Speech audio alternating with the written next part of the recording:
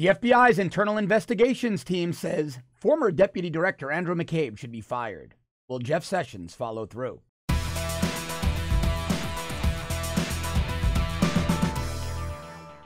Today is really the last business day that Attorney General Jeff Sessions has to act on the recommendations of the FBI's Office of Professional Responsibility. It's called OPR, essentially the internal affairs of the FBI. And then if something is more egregious than internal violations of protocol, procedure, oath of office, it goes up to the Office of Inspector General at Department of Justice. Michael Horowitz, you've heard his name quite a bit lately, because IG Horowitz, Inspector General Horowitz, is conducting a thorough investigation of Obama's Department of Justice and FBI. And I have a feeling with the new information, we're finding out about 500,000 fugitives being purged from the national background check system by Obama's Department of Justice.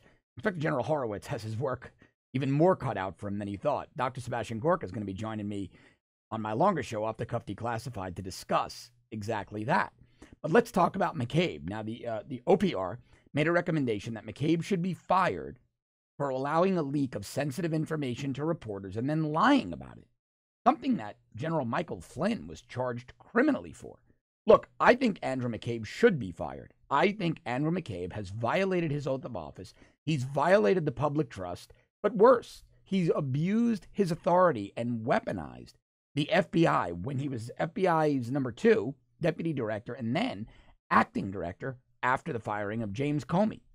I think Andrew McCabe was a case study in what not to do if you're a senior law enforcement officer, if you're running the nation, arguably the world's premier investigative agency, the FBI.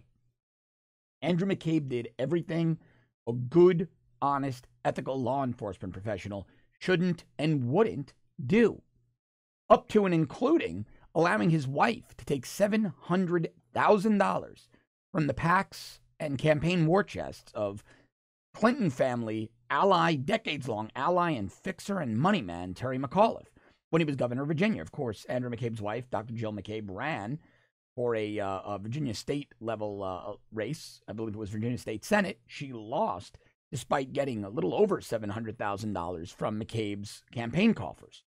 While Hillary was under investigation, the investigation that went nowhere. That is a conflict of interest. That's impropriety any way you slice it. No two ways about it. It's that bad. But McCabe didn't care. He did what he wanted to do. And so OPR looked at everything McCabe did, and there's a story here from the Washington Post, and what it says is the FBI office that handles employee discipline has recommended firing the Bureau's former deputy director over allegations that he authorized the disclosure of sensitive information to a reporter. Here's the very important part, and misled investigators when asked about it. He lied to federal investigators, the exact same thing for which General Michael Flynn was charged. Now, not much mystery as to whether or not McCabe did this, because FBI's OPR, their own internal investigations unit, is saying we want him fired because he lied to investigators.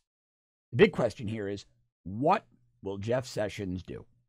Will Jeff Sessions do what Robert Mueller did and charge Andrew McCabe with a crime? That's what he should do. But we're actually having to ask the question, will he even fire him? Will he even fire him? That shouldn't even be a question. That should have been done. Now, because McCabe was the number 2 at the FBI, it needs to go to the Attorney General. This goes above Christopher Wray, the director of the FBI. It shouldn't, but it does. Now, I and many others, well, we have limited confidence in Jeff Sessions. And what I'm hoping is by the time you watch this segment today, Andrew McCabe will have already been fired.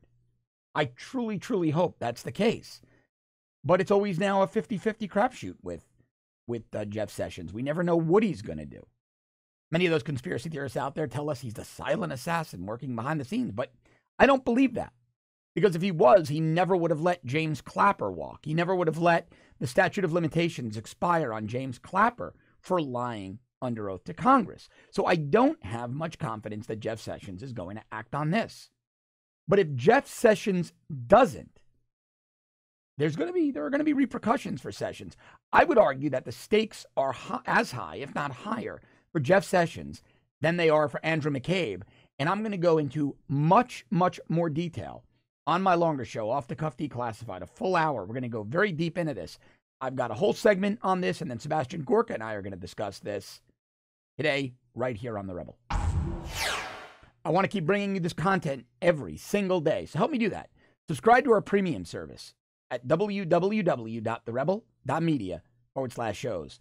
Also, go to firescottisrael.com. I'm working on an incredibly interesting story on Sheriff Scott Israel, Broward County Sheriff Scott Israel. It's going to blow your mind when I'm just vetting some things on the report, waiting for some information to come into me so we can show you the graphics. And we're going to be bringing you an incredibly interesting report. You think Scott Israel is bad? You're not going to believe what I'm going to bring you. But please go to firescottisrael.com and sign our petition. Also, go to the App Store of whatever device you have. Download the Rebel app. Great way to get all of our content. And as always, thanks so much for watching. You have a great weekend. I'll be back with you on Monday.